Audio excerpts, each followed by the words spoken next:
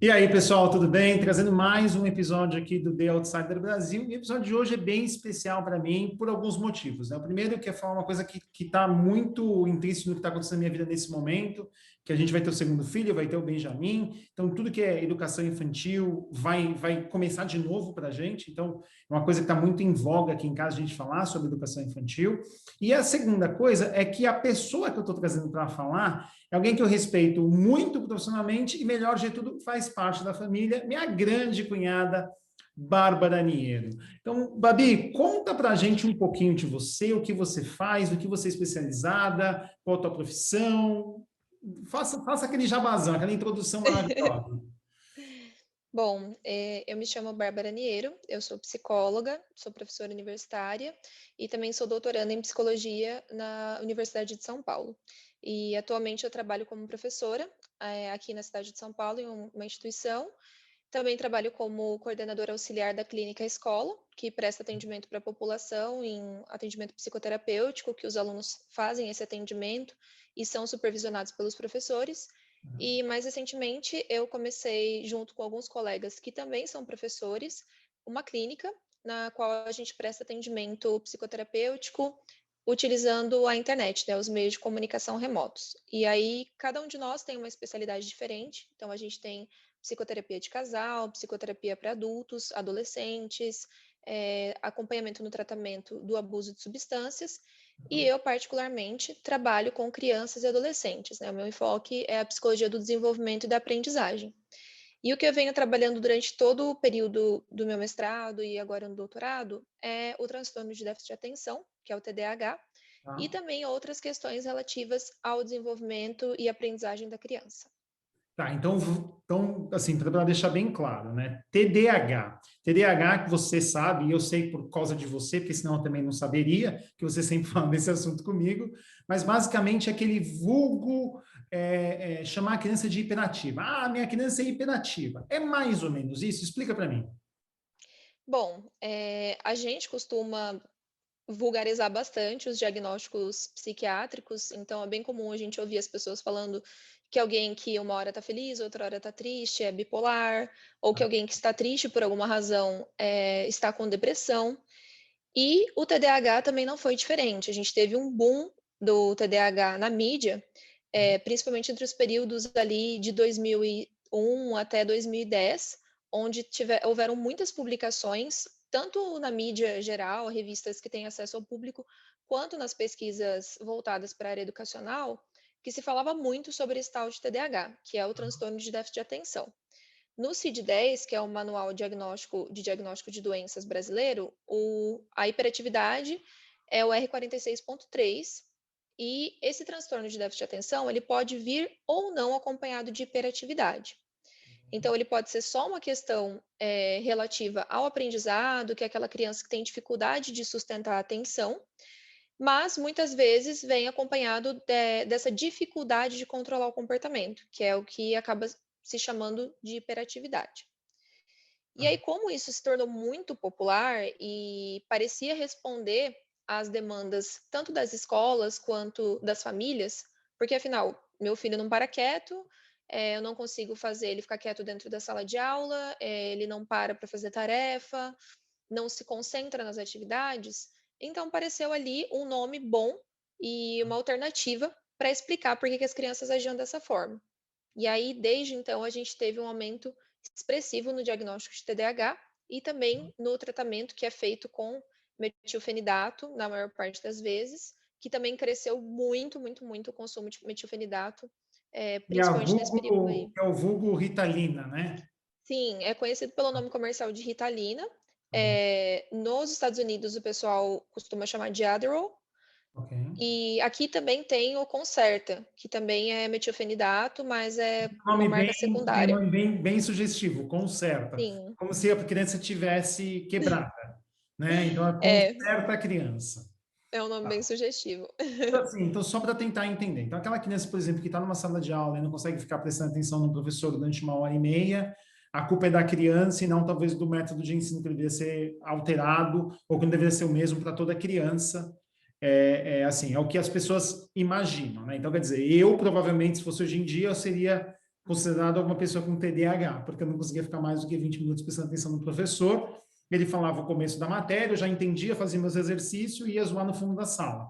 Então, provavelmente eu seria TDAH se fosse hoje em dia, é isso?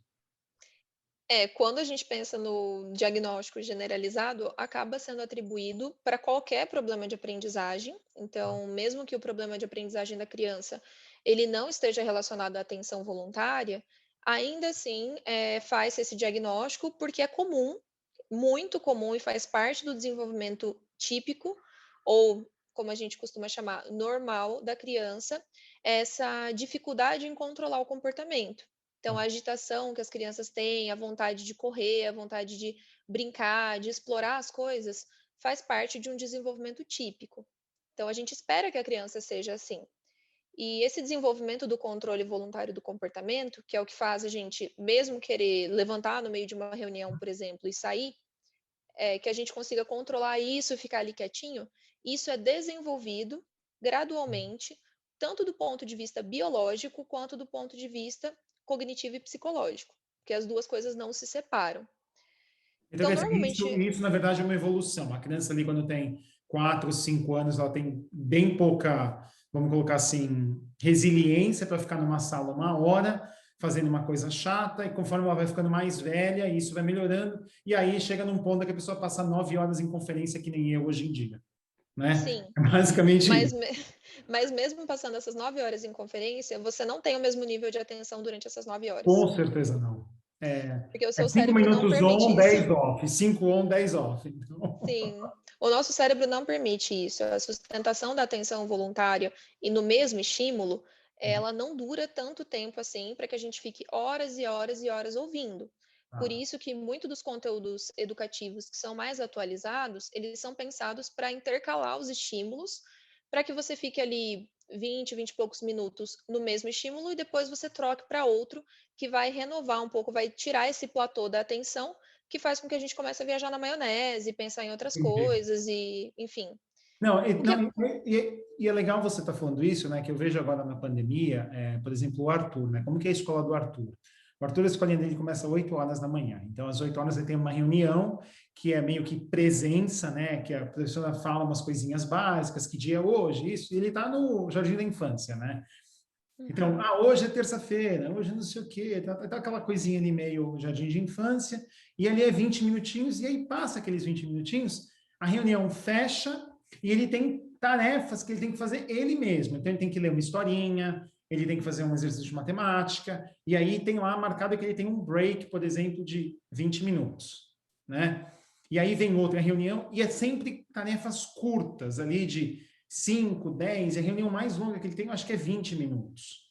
Então, parece que é bem isso que você está falando, tipo, depois, talvez quando a pessoa vai ficando mais velha, ela consegue manter mais a atenção. Mas para ele, hoje, são coisas bem curtas, assim, é 20 minutos. Não. A única coisa que eu vejo que ele passa horas e horas e horas com atenção ali, é quando ele está brincando numa coisa que ele quer fazer. Mas Uhum. quando ele tem que fazer alguma coisa, que a gente tem que ensinar ele a cozinhar com a gente, né? É 10 minutos. Pegar eu faço pizza com ele, é botar o molho de tomate, lamber a colher e tchau, tchau, papai, quero fazer outra coisa, né? Ele não fica focado por muito tempo, né? Uhum. Então, assim, é normal uma criança ser assim. É normal e faz parte desse processo de tanto maturação dos aspectos neurológicos, então o cérebro dela está se desenvolvendo ainda, Tá? principalmente o córtex pré-frontal, que é a região do nosso cérebro responsável pela tomada de decisão, pelo pensamento lógico e por uma série de outras habilidades cognitivas que a gente só vai terminar mesmo de se desenvolver por volta dos 30 anos de idade. Tá. Então, leva um tempo aí para que a gente consiga ter esse controle do comportamento. Por isso, se associa o TDAH à baixa concentração de dopamina, que é um neurotransmissor, no córtex pré-frontal do cérebro. Então, Tá. supostamente, quando a criança toma o remédio para TDAH, isso seria regularizado. Mas uma coisa muito comum que a gente percebe são crianças que, usando o medicamento, elas até ficam mais calmas e ficam mais quietas, afinal é um remédio, não deixa de ser uma droga e ter uma ação específica no organismo, mas isso não necessariamente significa que a criança está aprendendo ou está tendo uma melhora no desempenho escolar porque ela para quieta. Então, uma coisa não tem uma ligação, não há uma relação direta entre as duas coisas. Quer dizer, a vida do professor fica mais fácil, a vida do pai e da mãe fica mais fácil, porque a criança está mais low profile ali, está mais quietinha, mas não quer necessariamente dizer que a atenção dela está vinculada àquilo. Sim, Ela está não quer controlando dizer. fisicamente melhor o corpo dela e as reações dela, mas não quer necessariamente dizer que a atenção dela melhorou. Não necessariamente. E é Tá? interessante você ter falado isso sobre o Arthur, dele passar muitas horas brincando com algo que ele gosta, porque um dos critérios para diagnóstico do TDAH é quando a criança ela não consegue sustentar a atenção, não só na escola, mas também em atividades que ela goste, por exemplo, videogame, por exemplo, um jogo. Ou Só assistir que esse desenho, ou o que for. Sim. Tá. E só que esse diagnóstico, ele é feito de maneira completamente clínica, isso significa que a gente não tem nenhum exame específico de neuroimagem ou, eh, um eletroencefalograma, por exemplo, que consiga comprovar, a presença do TDAH ou não, desse Quer dizer, transtorno. não é que nem você ir lá tirar uma amostra de sangue e falar, você está com colesterol alto. Não. É Não, não é clínico. Quer assim. dizer, você tem que diagnosticar o problema. E Sim, esse talvez é a maior dificuldade das pessoas entenderem os problemas da saúde mental das pessoas, né? Porque o diagnóstico não é métrico, né? É clínico. sim. E porque também são diagnósticos multidimensionais, né? A gente não pode atribuir, por exemplo, a depressão, que é um diagnóstico bastante comum, depressão maior, estima-se que aproximadamente um quarto da população vai experienciar algum episódio de depressão maior na vida. Mas a depressão, ela não é simplesmente um desequilíbrio neuroquímico. Você não tem serotonina circulando suficiente no seu cérebro. Tá? Depende de aspectos neuroquímicos, pode ter esse desequilíbrio. Mesmo dentro do desequilíbrio neuroquímico, tem várias possibilidades. Você pode ter a serotonina não tá circulando adequadamente, você não tem receptores do tamanho correto para receber essas moléculas. Tem aspectos ambientais, tem aspectos genéticos, tem aspectos de personalidade que influenciam também. Tá? Então, não dá para a gente dizer que é uma conta fácil de se fazer, um diagnóstico fácil de se fazer. Mas o diagnóstico de TDAH, ele normalmente é feito com base em um instrumento que se chama SNAP-4, que é um questionáriozinho que as crianças respondem, que as crianças não, desculpem, que os responsáveis pela criança respondem. Às vezes esse diagnóstico é feito até sem a presença da criança. E com base nessas perguntinhas, se você marca alguns pontos, você tem o diagnóstico de TDAH ou de transtorno de déficit de atenção com ou sem hiperatividade. Então, quer dizer, assim, é feito um diagnóstico sem nem ter uma interação com a criança do lado do psicólogo? É que quem faz o diagnóstico não é o psicólogo. Psicólogos não fazem diagnóstico. A gente levanta hipóteses diagnósticas, mas quem Ah, pode fazer o fechamento é o neurologista, pediatra, entendi. psiquiatra. Entendi. Então, basicamente, deixa eu ver se eu entendi.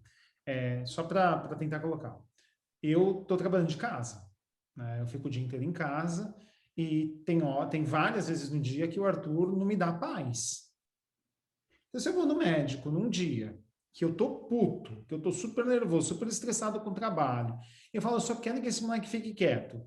E tem lá 10 perguntas falando assim: o teu filho não consegue manter a atenção, o teu filho fica, sei lá, te chamando a cada 3 minutos, o teu filho, e eu colocar lá um monte de sim, pode ser que ele seja visto como uma criança que tem TDAH, sendo que na verdade ele é só uma criança que quer minha atenção, quer a atenção do pai.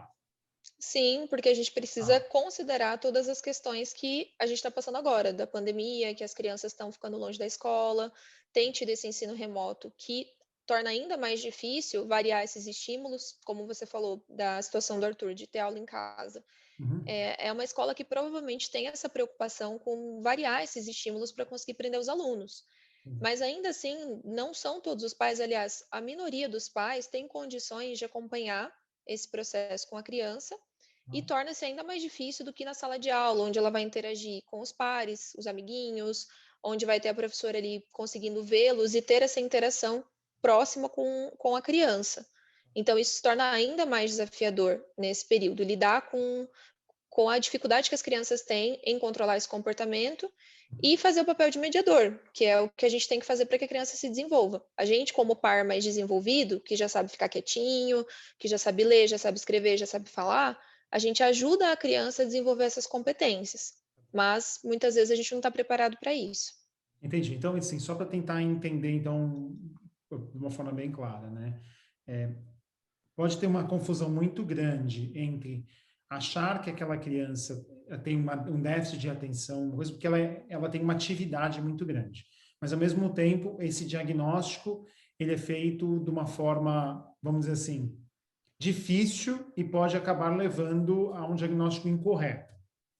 Sim, e aí a gente tem divergências, né? Eu até gostaria de deixar claro que, como a maior parte das coisas na pesquisa científica, isso não é um consenso. A gente tem divergências, e é importante lembrar também que existem interesses econômicos, visto que no Boletim Fármaco-Epidemiológico da Anvisa de 2013 foi publicado notas sobre o consumo de metilfenidato no Brasil. E 92% das vendas é de uma única empresa do metilfenidato. E a gente teve um aumento expressivo de 400% nessas vendas. Então, também Nos últimos anos. de 2009 a 2013. Então, quer dizer, todo ano basicamente dobrou o consumo em 3 anos, porque foram 3 anos de diferença, aí dobrou o consumo a cada ano. Sim, e esse boletim é de Praticamente. 2013, mas se a gente olhar para os dados atuais, faz 7 anos, provavelmente a gente teria ainda números mais Claro. expressivos. Porque Então, a gente. eu fico vendo algumas coisas assim no nosso dia a dia, como a gente faz algumas atividades no nosso dia a dia, que a gente, por exemplo, fica uma hora sem dar atenção para o nosso filho e a gente nem percebe, né? O Sim. quanto a criança vai ficar frustrada de você não estar dando atenção para ela, e aí ela acaba fazendo ações que parecem que essa criança é super ativa ou hiperativa, ou não sei o quê, mas na verdade não. É que você está numa realidade tão diferente dela que ela começa a tentar chamar a tua atenção e pode até ser visto como um diagnóstico errado, né? Eu até brinco com a Paty, né? Que às vezes a gente está, sei lá, fazendo scroll do Instagram e a gente olha no relógio, passou meia hora. Uhum. A gente sentou no sofá para ver um Instagram 3 minutos, a gente olha, passou meia hora. E eu vejo que meu filho ele não tem essa noção de tempo que eu tenho. Para ele é meia Sim. hora que eu não fiquei com ele, né? E aí que ele quer chamar minha atenção, que ele quer pular no meu colo. Então, estou ali fazendo alguma coisa, tá respondendo um e-mail de trabalho, ele vem e pula no meu colo. Eu, pô, mas eu estou aqui trabalhando. E aí, quer dizer, eu imagino que várias interatividades, ainda mais agora, nesse momento que a gente está da pandemia, acaba forçando os pais até acharem que a criança tem um problema, quando na verdade a criança não tem problema nenhum. Ela está tão estressada e ela está tão carente de atenção quanto aquele pai e mãe que estão de saco cheio de estar dentro de casa, né? Sim, até porque a gente costuma olhar para a criança com a cabeça do adulto. E o funcionamento Exatamente. da criança não é igual ao nosso, ela não tem a complexidade de pensamento que nós temos para entender as situações. Então, ela se sente incomodada e ela não está tendo mesmo as mesmas possibilidades de se desenvolver do que ela teria numa situação normal, que ela poderia ir para a escola, ter outras interações, brincar na praça, brincar com os coleguinhas no playground. E agora ela não pode fazer mais nada disso. Ela passa a maior parte do tempo dentro de casa, com os pais também trabalhando dentro de casa, com várias coisas que faziam parte da vida dela, que não Sim, estão acontecendo mais com a não mesma está frequência. acontecendo. Deixa eu te perguntar uma coisa, Babi. Você falou que houve um aumento de 400% ali entre 2009 e 2013. Você tem algum dado que compara o uso desse tipo de medicamento, né, como a Ritalina, versus outros países do mundo? Tipo, por exemplo, no Brasil tem um consumo de, sei lá, uma criança a cada 100 e nos Estados Unidos é uma criança a cada 200, ou sei lá. Você tem algum dado estatístico que compare o Brasil com o resto do mundo? Porque eu lembro várias vezes que a gente conversou sobre esse tema, quando você estava aqui em casa, ou eu estava no Brasil, ou o que for, que você sempre me falava que assim, era uma diferença absurda do uso desse medicamento e do uso dessa solução no Brasil versus outros países do mundo, né? Sim, na verdade, os dados que a gente tem mais atuais, os Estados Unidos são o maior consumidor de metilfenidato do Estados mundo Unidos é o maior do mundo. e o Brasil fica em segundo lugar no Tá. consumo de Ritalina. E a gente tem uma prevalência no diagnóstico, então a gente usa o termo prevalência quando a gente diz a porcentagem da população total. Tá. Então, em crianças de idade escolar, a gente tem uma prevalência desse diagnóstico de TDAH de cerca de 8 a 11% das crianças podem ter TDAH. Então, é uma prevalência bem alta. Isso que Seria mais podem um. ter realmente TDAH ou que são diagnosticadas tendo. Então, a gente fica com essa questão em aberto justamente pela essa dificuldade de fazer o diagnóstico, mas esses dados eles são do DSM, que é o Diagnosis, agora eu não me lembro exatamente o Tudo bem, significado não da se sigla, preocupa. mas é o manual de diagnóstico de transtornos mentais, que a gente diz que é meio que a bíblia da psiquiatria, Tá, que é onde a gente concentra os diagnósticos de saúde mental, e os dados que o DSM traz para nós é de 8 a 11% das crianças em idade escolar podem ter TDAH. tá. Mas aí, em relação ao diagnóstico, ainda a gente cai na mesma questão das dificuldades de fazer esse diagnóstico com precisão, porque ele é basicamente clínico. Então, eu não sei dizer para você se de fato essas crianças têm TDAH ou se elas têm o diagnóstico de TDAH erroneamente. Entendi. É mais assim, você poderia dizer que a gente pode entrar na mesma discussão sobre a depressão, né? Ah, aquela pessoa está deprimida. A pessoa, a gente sabe que a pessoa tem uma grande chance numérica de ela ter depressão em um momento da vida. Não quer dizer que naquele momento ela estava deprimida, né? O que ela sempre vai estar deprimida, porque a depressão, ela é um transtorno de humor. Então, é uma alteração no humor da pessoa, que não necessariamente significa que ela vai ter depressão sempre. Ela pode experienciar um estado deprimido, Tá. mas isso não quer dizer que ela tenha uma depressão incurável, né? Tem casos de pessoas que têm, de fato, transtornos mentais que acompanham durante toda a vida dessa pessoa, e aí ela tem dificuldade de lidar com isso, precisa fazer um tratamento contínuo, mas você pode experienciar um episódio de depressão sem necessariamente ter um diagnóstico psiquiátrico. Entendi.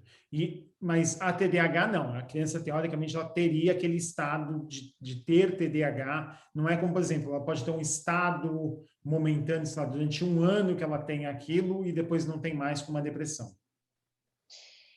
A gente tem, na verdade, dados de que o TDAH ele costuma, entre aspas, Tá, desaparecer ou diminuir com a chegada da vida adulta, mas a gente também tem casos de pessoas adultas que experienciam sintomas de déficit de atenção ou até são diagnosticadas na vida adulta, embora seja muito mais difícil. tá. Mas a ideia é que o TDAH ele surgiria na infância, acompanharia a pessoa durante toda a vida e poderia não passar na vida adulta, não desaparecer, por assim dizer. Mas a maioria das vezes os sintomas eles diminuem bastante na vida adulta, o que também corrobora com essa hipótese de que existe a maturação do desenvolvimento, que é um processo natural. Então, quando chegar na vida adulta, vai ter um amadurecimento, vai ter um aprendizado, por isso os sintomas não são mais tão recorrentes. E esse aprendizado é porque fisicamente o cérebro está em desenvolvimento ou são fatores sociais?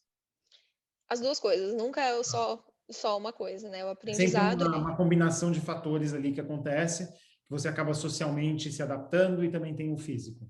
Sim, a gente tem o desenvolvimento do cérebro, né, das estruturas cerebrais, do córtex pré-frontal, que é responsável por esse controle do comportamento, tomada de decisão, pensamento racional. A Tá, criança aprende a falar, o que é um ganho muito importante no desenvolvimento dela, tá. e ela passa por estágios desse aprendizado, né, da apropriação da linguagem.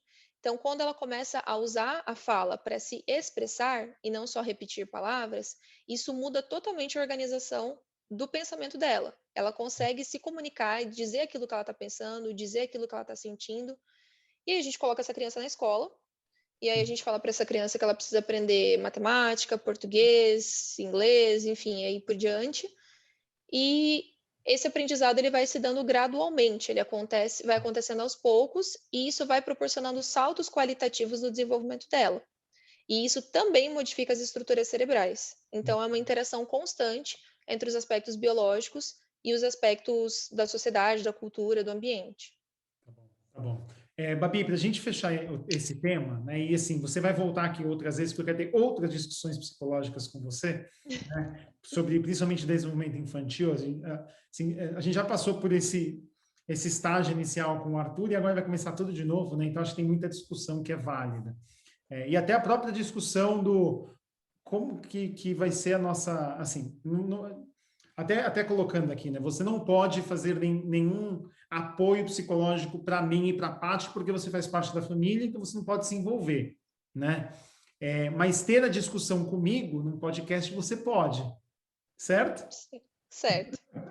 E aí isso também é uma outra coisa que a gente pode falar um dia. Por que psicólogo não pode tratar familiar ou amigo. É um tema Porque as interessante. pessoas não entendem, né? Por que que médico e psicólogo não pode tratar parente e amigo? Então, acho que isso é um tema que a gente ainda vai falar um dia.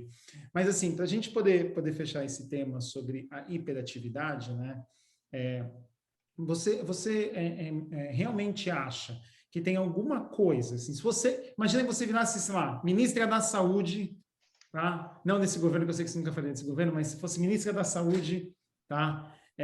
De um governo, e você pudesse fazer uma ação em específica para rever o uso do medicamento e rever o diagnóstico da TDAH, baseado na sua tese de mestrado e doutorado, você vê alguma coisa que poderia ser feita que teria um impacto positivo e que a gente deveria parar e pensar? E assim, pensando para alguém que está em casa agora, ouvindo esse podcast ou vendo esse vídeo no YouTube, e que tem uma criança que a pessoa acha que ela tem TDAH, o que você assim falaria, meu, a gente tem que talvez fazer isso aqui para a gente ter um diagnóstico melhor e tratar essas crianças da melhor forma. O que você faria? Pergunta difícil, Bom, hein? é difícil, porque não dá para falar também só de uma ação na saúde. Sim. É claro que A ação é em sempre termos combinada, né? Saúde é sempre uma coisa muito complexa e combinada. sim, pensando em políticas públicas de saúde e de educação, eu acho que principalmente um acompanhamento do desenvolvimento das crianças, né, então programas de acompanhamento do desenvolvimento integral dessa criança, não só uma consulta com o pediatra, mas também um acompanhamento com o fonoaudiólogo, com o psicólogo, né, então oportunidades para que a gente entendesse como o desenvolvimento dessa criança está acontecendo, capacitação com os professores da rede pública, da rede particular, introdução de novas metodologias de ensino que alcancem mais a realidade que as crianças vivem. Então, hoje, não dá para a gente continuar aplicando os mesmos conteúdos, os mesmos métodos que a gente usava há 40, 50 anos atrás, porque essas crianças não são mais as mesmas. Então, se nós pudermos capacitar e dar, inclusive, subsídio material, espaço na escola, material didático e outras iniciativas que aproximem mais essas crianças da realidade do aprender. Que aprender tem que ter significado, tem que ter sentido. Senão a criança não vai ficar lá parada ouvindo você falar de um conteúdo que não tem nada a ver com a vida dela. Quando ela tem acesso ao celular. E as mudanças que a gente está vivendo socialmente também impactam diretamente nisso. Então, hoje os meus alunos que são adultos de faculdade, uma tendência entre eles é assistir vídeo acelerado. E é uma tendência que tem crescido muito. Sim. Então, assistir vídeos acelerados ou ter acesso à informação muito rápida muda a forma como a gente percebe o aprender e Uhum. como a gente interage com essas informações. E aplicar os mesmos métodos pedagógicos, considerando essa realidade, dificilmente a gente vai conseguir ter aproximação dessas crianças. Então, acho que principalmente modificar essas questões pedagógicas, capacitar os professores, aumentar o número de professores em salas de aula com criança pequena, que precisa de mais professor. Aqui tem um ratio, né? Só pode ter, sei lá, X alunos para um professor e é um número bem baixo. Mas eu vejo que tem lugares que não tem isso, né? Cada vez mais aluno, bota mais gente na sala e vê o que dá. Sim, Né? e acho que principalmente capacitar profissionais de saúde também para entender de uma forma mais integral esse desenvolvimento e não só pensando do aspecto biológico. Claro que os profissionais de saúde, principalmente os médicos, pediatras, eles têm uma formação em saúde, mas isso não exclui que eles possam interagir com outras áreas também, entender esse desenvolvimento de uma maneira mais multifatorial e não só fazendo uma análise e um diagnóstico. Então, acho que isso também seria importante para que a gente tivesse mais cuidado com o diagnóstico de TDAH e pudesse, de fato, auxiliar as crianças e adultos que têm um transtorno, que eles recebessem essa atenção, mas aqueles que não têm também pudessem se beneficiar de outras estratégias. Isso assim, é engraçado você ter falado sobre isso, e assim, tem um ponto que você falou, que é uma coisa que eu me questiono, pelo menos nos últimos 20 anos, né? Que é o conteúdo que as aulas são. Né? Eu sempre tive dificuldade, desde que eu era criança, com aquelas aulas de 1 hora e meia de aula. Eu tenho extrema dificuldade com reuniões de 2 horas. Né? Se aparece um invite, né, no meu calendário, uma reunião de 2 horas, e aquela reunião, por exemplo, não tem uma agenda extremamente clara, que eu sei qual vai ser cada tópico, e quando cada tópico vai começar, eu simplesmente rejeito. Eu não vou perder 2 horas do meu tempo, uma coisa que eu sei que não tem nenhuma agenda pré-definida, né? Então, assim, eu sempre tive uma certa dificuldade nesses períodos muito grandes, conteúdos muito longos e tal, e não porque a minha atenção, ela desvia, porque eu acho que desvia de todo mundo, mas simplesmente que eu achava que eu podia fazer alguma coisa mais interessante naquele mesmo tempo, né? E eu vejo a criançada hoje em dia, ela também está nisso.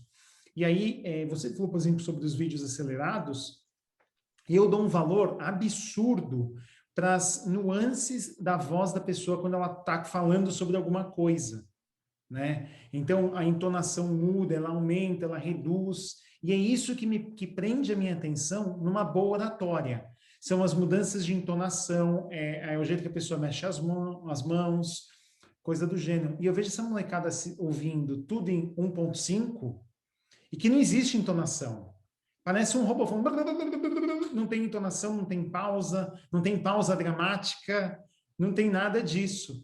E eu quero, assim, uma coisa que eu sempre me questiono, como que as crianças, né, que fazem isso hoje, como é que elas vão entender as nuances das relações humanas ali, do jeito que eles consumem conteúdo? Porque para eles não existe pausa dramática, não existe entonação de voz, não tem mudança de humor na voz, não tem nada disso. Então, eu me questiono bastante o quanto isso vai poder impactar as crianças daqui a 10 anos, né? Porque é assim que elas consomem conteúdo hoje em dia, né?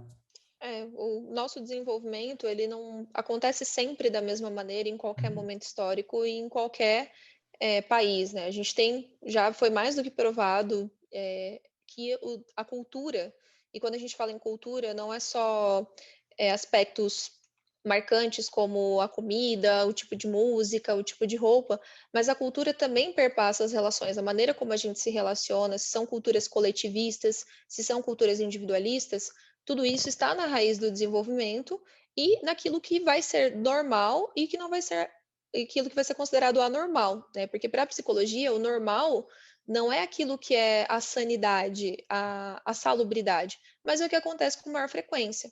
Então, hoje na Maior parte da pandemia, população, basicamente. sim, hoje na pandemia é normal se sentir ansioso. Não quer dizer que isso seja bom, não quer dizer que isso seja saudável, mas é a norma, é o que acontece com uma frequência maior.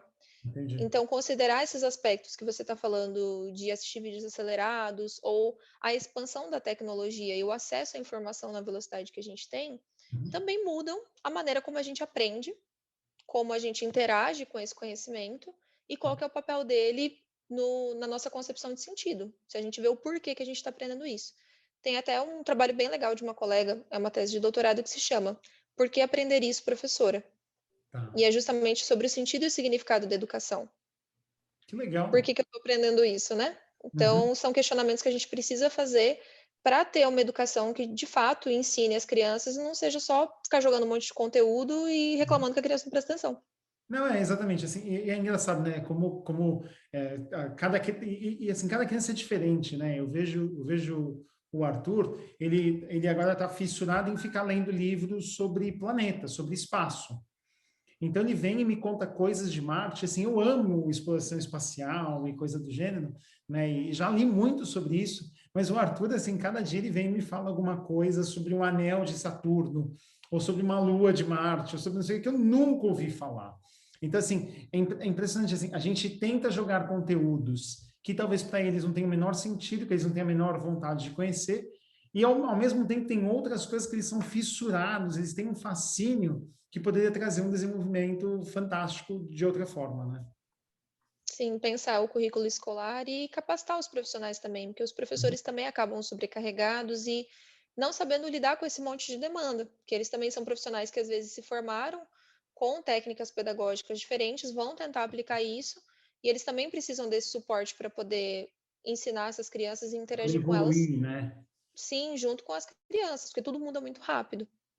Assim, eu fico imaginando agora nesse mundo virtual, e eu vi isso com, por exemplo, o Arthur, agora com a professora dele, né? A professora dele, ela é super nova, ela deve ter mais ou menos ali a tua idade e tal, e ela é fantástica, e ela sabe o que fazer, como fazer, não sei o quê. Eu fico imaginando um professor ali que tem 55 anos ali, tentando colocar todas as crianças no Zoom Meeting e fazer todas as crianças apertarem o mute, entendeu?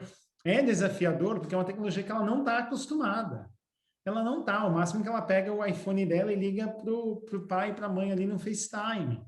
né? Assim, até nisso tá tendo um reaprendizado que é constante, né? Quer dizer, se as Sim, pessoas não se atualizarem de alguma certa forma, não só no conteúdo, mas também na forma de ensinar, né, na forma de criar o conteúdo. Eu fico imaginando hoje um professor tentando explicar alguma coisa numa lousa com giz, coisa na parede, quando a pessoa está ali com o celular na mão já procurando no Google um monte de imagem para copiar e colar no conteúdo dela, né? Então, tem toda essa mudança. Mas, Babi, eu agradeço demais o teu tempo, assim, me ensinou, toda vez que a gente fala disso, você me ensina muito, me ensinou ainda mais hoje, eu espero que ajude quem assistiu esse vídeo ou ouviu esse podcast, e posso te chamar de novo, você vai voltar? volto. Qual que vai ser o próximo tema? Acho que falar um pouquinho de como que é estar com as crianças em casa nesse período da pandemia, tanto tempo fora da escola, o que que dá para fazer, né? Isso. Ah, duas coisas, né, que eu não falei, que a gente não falou no começo do vídeo. O nome da clínica, Psicologia Guatá, clinicaguatá.com, e a gente também está no Instagram, clínica.guatá. tá. Você quer que eu coloque o Instagram da clínica aqui embaixo da tua janelinha? Para ficar o da Sim, clínica ou você quer o seu? não, o O da da clínica. clínica. Tá bom, Sim, então tá. Então nós vamos colocar aqui o arroba da clínica embaixo do seu nome para as pessoas irem lá e seguirem o Instagram da clínica, que vai ter acesso não só a você como profissional, mas também os outros profissionais que têm outras disciplinas, como você falou, né? Então, o cara que está uhum, se matando dentro de casa com a mulher que não sai dentro de casa, vai lá fazer consulta com vocês sobre terapia de casal, né? A outra pessoa que está tendo uma dependência cada vez maior de álcool ou de alguma substância química, tem alguém lá para ajudar também, correto? sim. Se precisar de ajuda com criança, tá aí você, diva, cunhada diva, né? Então, Babi, obrigado de verdade. Eu espero que quem assistiu, quem ouviu, tenha gostado e até a próxima. Até a próxima. Muito obrigada, Edu.